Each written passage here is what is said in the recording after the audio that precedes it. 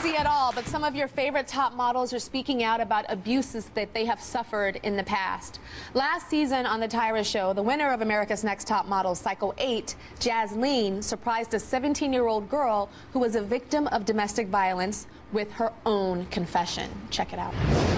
Tell us about your relationship, because I knew about it when you tried out the first time for Top Model. Something difficult that a lot of teens go through. You know, we all fall into relationships. Why? Because we go in there without knowing what takes place in a healthy and an unhealthy relationship. And how old were you? So, of course, I was about 18 years old. First love? Through it. My first love, my first everything. I mean, I was growing up, experiencing life, and, you know, I mean, the two main factors about abuse is control and power. So, you know, a woman like me who was very vulnerable and being so loving that he was able to control me. Mm-hmm. And that's where things led into abuse. You know, it started with, you know, a slap, then to a punch, you know. So I was like, whoa, this is not me.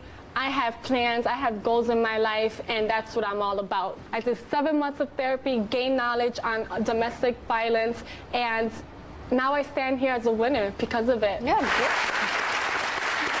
Now, the interesting thing is, first of all, I'm really happy that Jaslene is here today. And I'm not faulting her, and I'm not going to attack you, but you weren't telling the truth that day. Well, yes, I have a confession. I was with my ex-boyfriend for 4 years. He did hit me and, you know, went through emotional abuse. And, but I ended up going back to him. After my win, I was just like so focused about speaking about my story and being a part of organizations, you know, to just pretty much make myself feel like I was out of it. And unfortunately, I did fall back. And you weren't in it. We actually got Jaslene help. She auditioned for Top Model the year before she won. She did not make it because she was in this abusive relationship, and we felt she wasn't healthy mentally enough to compete in Top Model. She came back the next year and won. So after that, we're, you know, off camera, we're talking, and I'm like, I'm so proud of you. You got out of that bad relationship. And you're like, yeah, Mama Tyra, I got out. So how did you feel being not truthful with me and knowing that you were still with him? It hurted me a lot, actually. Yeah. Like, it was a deep secret, you know. And my thing was, though, that I went on the show. It's gonna be very hard. I'm sorry. I don't want to be a baby cry. But, no, it's not a baby cry, Jaslene. That's not a baby cry. This is real. It's okay. So, you know, I didn't find out that I was in an abusive relationship until auditioning for America's Next Top Model and speaking to a psychiatrist. So I went along with that story, and that's why I felt like, you know what, with the success of my win, I can use this as a platform to help and educate young teens about the situation. So that's why I went on and speaking about it, but it was such a burden on me because I didn't want to lie to you. I respect you so much, and I appreciate so much you've done for me, Tyra. I tell everybody this because you have taken me to places and shown me the world now. And so that's why it hurted me, and I just like, when I talk to my fans about this situation, I'm like, how phony am I? How hypocritical am I? But it is a vicious cycle. And I am willing to stand here and accept my mistake, and that's why I'm open about this, and I want to tell you the truth, you know? But Jaslene, when you were in whether it's alcoholism, and there's an alcoholic that's helping other alcoholics get through it, they may be a recovering addict, but sometimes they slip up and go back to drink the alcohol. It doesn't make them less of a leader. It makes them more human. Do you understand? Definitely. So that is part of the cycle that you got pulled in.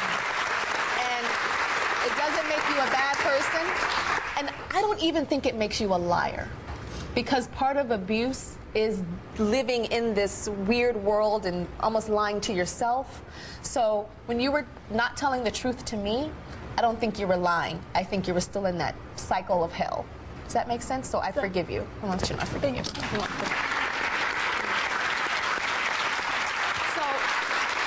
where are you now with him? Are you really broken up, or are you? Yeah, okay. I live in New York. I stand here strong, and I can say that I am still, I still believe in being a spokesperson for Liz Claiborne Love Is Not Abuse and helping and educating young teens about this situation. Did he hit you again?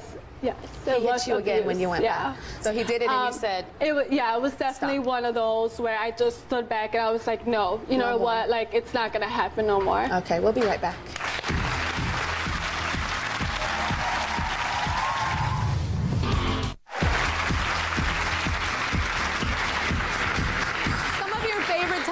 Are sharing stories of the abuse that they experienced at the hands of boyfriends, relatives, and strangers. Now, in the history of America's Next Top Model, only 3 girls have quit the competition outright. There was Cassandra from Cycle 5. Cassandra quit because she didn't want to cut her hair. There was Ebony from Cycle 9 that just felt like the pressure was too much. And Kimberly from Cycle 10. Kimberly said it was because of high fashion, but there was another reason. But let's go back to that day on Top Model. I'm glad to see you smile today, because the other day you look like this. A scrunched up, snotty old snot-nosed rag. She looked bored to death. She looked like she didn't want to be here. Do you want to be here? To be completely honest, like the whole fashion thing, it doesn't interest me at all. Why did you come here? Why did you come here? I learned how to like express in pictures, but like the whole like, you know, like designer thing, like I don't know about designers, and it's just, you know. Let's go back to casting, because it just happened.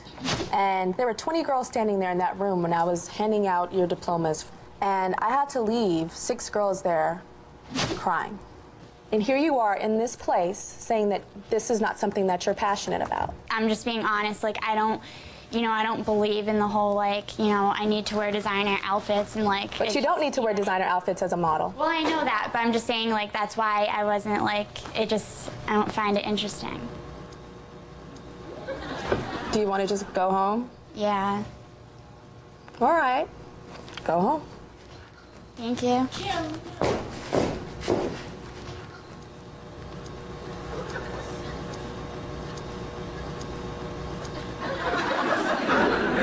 I was so shocked when you said that you wanted to go home, and I thought it was so... Because you don't like high fashion and you don't want to wear like fashionable clothes. You don't have to wear expensive fashionable clothes as a model on your personal time. You don't. That's what I was saying. What are you doing? I thought you were out of your mind. But it wasn't about high fashion. That's why it sounded so crazy. Yeah. So tell everybody what it was really about. It sounded so crazy because it wasn't true. And, you know, now that I look back on it, I'm like, oh my God, that was so silly of me to do. But the real reason was 3 months before the show, my ex-boyfriend committed suicide. It was by far the hardest thing I have ever gone through. And at that point in my life, it was so sudden, and I rushed into the whole top model thing, which I love fashion. I loved being there. I loved meeting Tyra, and I wanted it so bad, but I didn't feel good on the inside. I was a mess. And if you don't feel good on the inside, you can't be okay on the outside. And in hindsight, I'm so happy that you left. Because I don't want you to be feeling sick inside and going through something so traumatic and having to put a smile on your face and sell some earrings on the show. And these earrings are cute. And I'm like, that's not what the competition's about. I guess when I was going to audition, I'm like, I think this will be a great stepping stool to get away from everything, and it will help me. But you know, I got there and I'm like, this is just overwhelming. It makes it worse. I can't do this right now because all I have is the death on my mind. And your ex-boyfriend was not the first person in your life to commit suicide. No. When I was in 7th grade, my mom committed suicide. So it kind of even made it worse because I started feeling like, oh my God, what am I doing to people? Why is everyone around me dying? And I got into a pretty bad depression and a lot of anxiety. I was in and out of the hospital having panic attacks. It was hard. And so your mother was addicted to drugs and alcohol. Right. And I'm sure had some other issues too to make her commit suicide. Yeah. So it was almost like you were attracted to somebody that was similar to your mother, this boyfriend. Did he have bipolar disorder? He was bipolar. He was bipolar. And I know you said that his sickness made you sick. What does that mean? It did. He was bipolar, so he was always up and down, which is hard to be around with someone like that. I mean, he would be the funnest person to be around. He loved life, and all of a sudden, he would crash.